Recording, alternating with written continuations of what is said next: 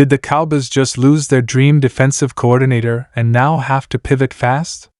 Brian Flores returning to Minnesota has sent shockwaves through Dallas, forcing the front office into a sudden scramble. Some insiders believe this setback could actually push the Cowboys toward a smarter, long-term hire, while others fear it exposes how unprepared the search really was. So who's next on the list, and how far down are the Cowboys willing to go? One unexpected candidate is quietly gaining momentum, and it might end up being the most controversial hire of all. The Dallas Cowboys are officially back at the center of NFL chaos, and this time it's not about Dak Prescott, it's not about Jerry Jones saying something wild, and it's not even about the playoffs. This story is about a door that just slammed shut, a plan that quietly collapsed, and a franchise now standing at a crossroads. Brian Flores is going back to Minnesota. The Vikings got their guy back, Flores stays put, and suddenly the Cowboys are left staring at the same question that keeps haunting this franchise year after year: who is actually going to lead this team forward? Because let's be honest, Brian Flores was more than just a name on a list. He was the name.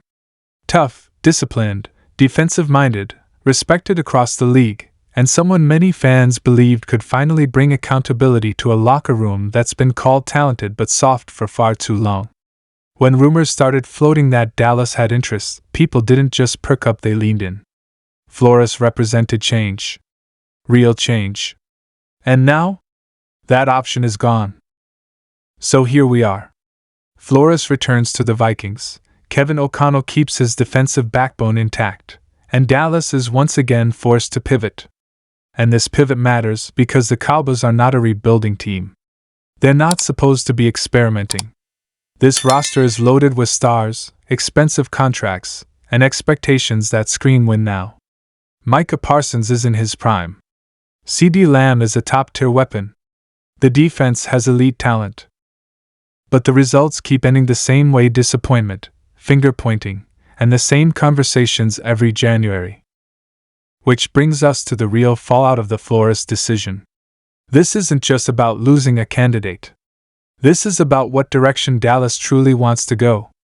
Are they serious about culture change, or are they just shuffling names to keep things comfortable in the building?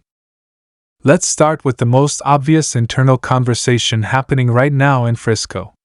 Do the Cowboys double down on experience, or do they take a swing on innovation? Because those are two very different paths, and Jerry Jones has a history of leaning toward familiarity. That's why names like Dan Quinn still loom large. Quinn knows the building. He knows the players. The defense already responds to him. If Dallas wants continuity and minimal disruption, Quinn is the safest move on the board. But safety has been the Cowboys' problem for nearly 3 decades. Dan Quinn would stabilize things, sure. But would he elevate them? That's the question fans keep asking.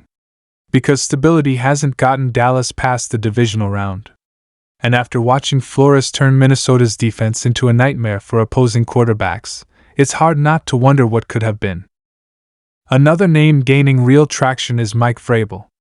And this is where things get interesting. Vrabel is no nonsense. He's old school tough with modern awareness. Players respect him, and more importantly, they fear disappointing him. That matters. In Tennessee, Vrabel consistently overachieved with less talent. Imagine what he could do with a roster like Dallas. The issue? Control. Vrabel wants authority. He wants influence over personnel decisions. And Jerry Jones has never been comfortable giving up that much power. That's the constant tug of war. Dallas wants a leader, but not too much of a leader. They want accountability, but not at the cost of control. Flores might have tested that balance.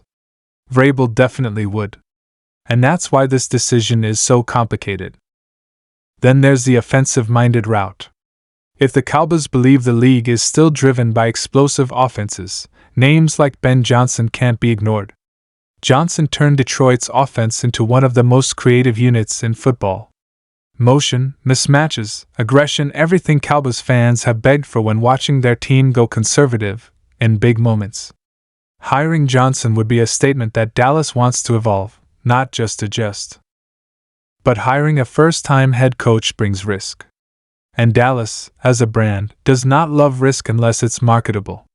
Which leads to another uncomfortable truth: optics matter in Dallas. They always have. The head coach isn't just a football decision, it's a business decision. That's why even wildcard names are being whispered behind the scenes.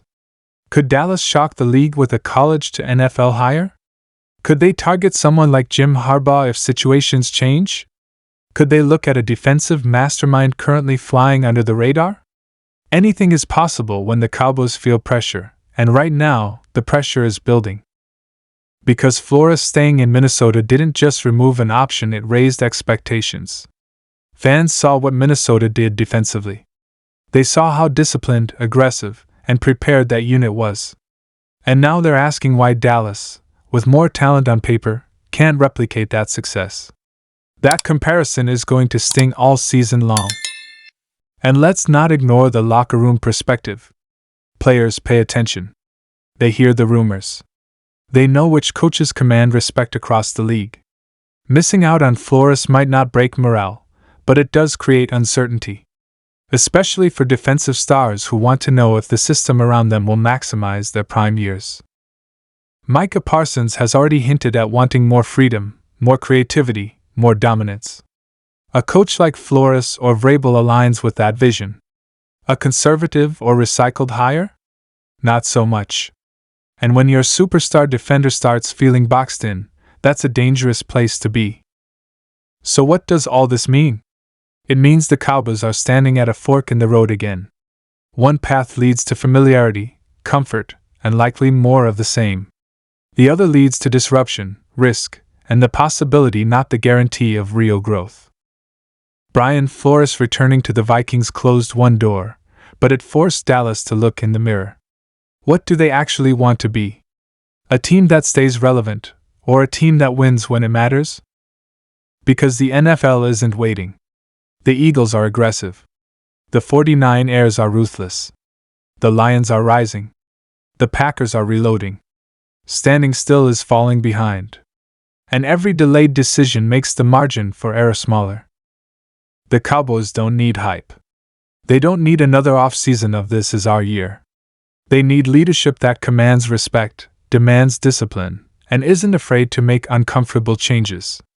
Flores would have brought that edge. Now Dallas has to decide if they're brave enough to find it somewhere else.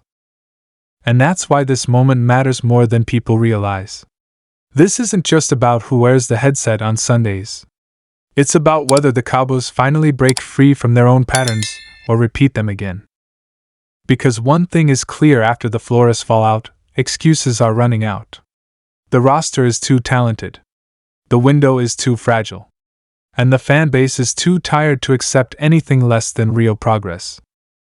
So keep your eyes on this. The next hire will tell us everything we need to know about where the Dallas Cowboys are headed.